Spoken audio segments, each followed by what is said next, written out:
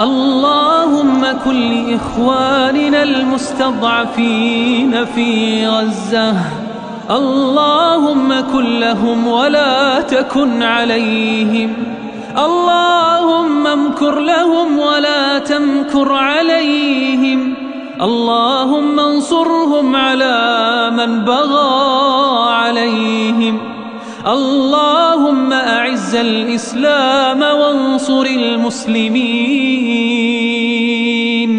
وأذل الشرك واهزم المشركين، ودمر أعداء الدين. اللهم بدل خوف إخواننا في غزة أمنا وأمانا يا ذا الجلال والإكرام. اللهم اجمع كلمتهم على الحق يا رب العالمين. اللهم إنا نسألك الفرج العاجل لإخواننا في غزة العزة.